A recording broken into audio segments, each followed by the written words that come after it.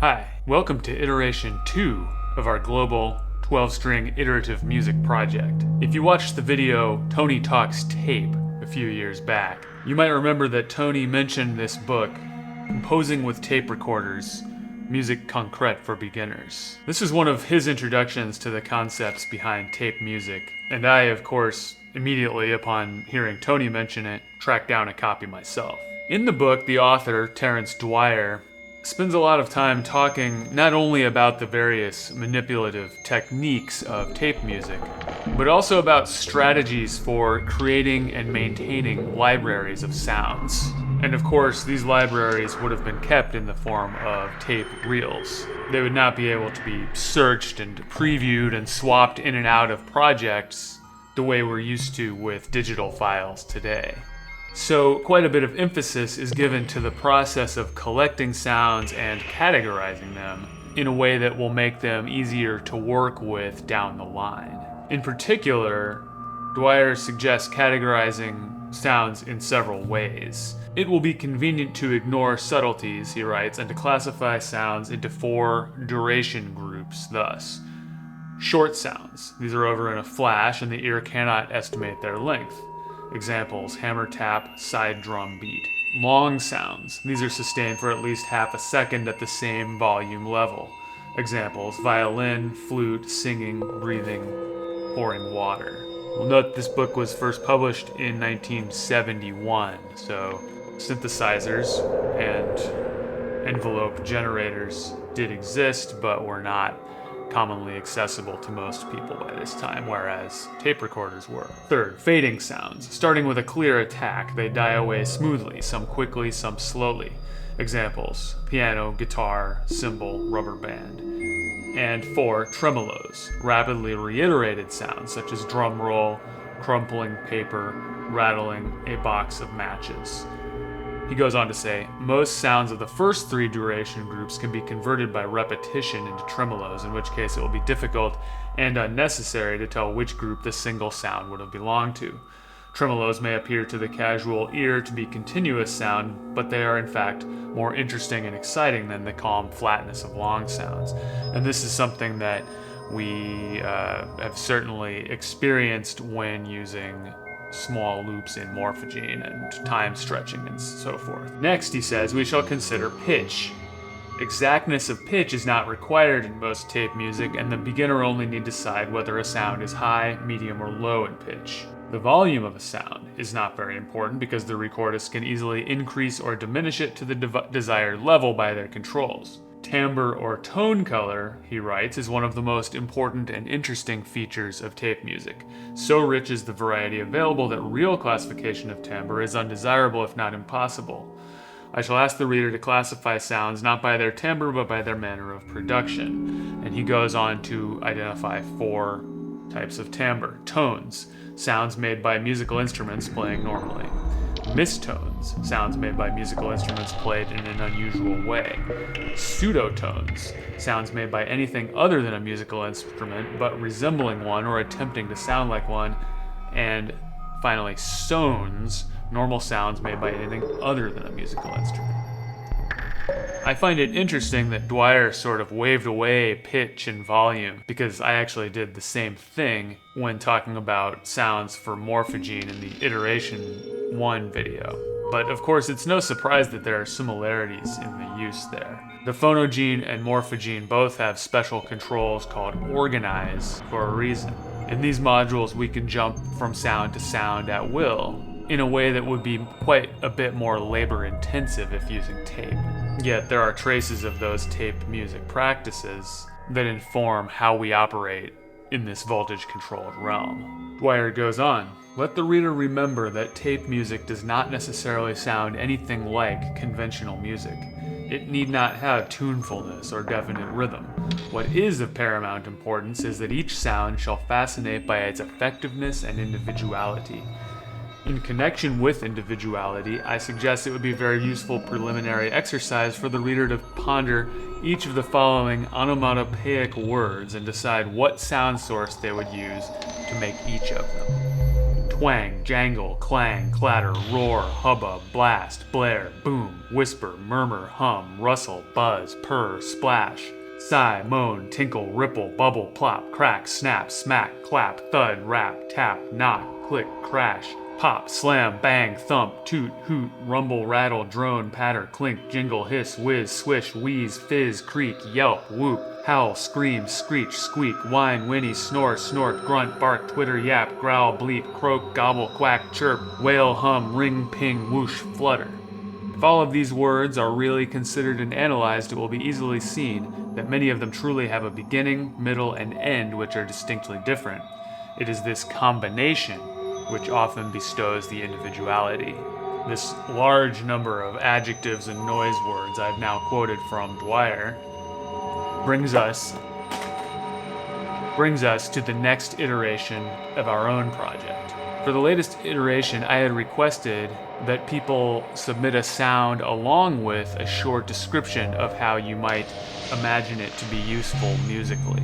Let's listen through the sounds we received, and we'll pop up those descriptions on screen as we go.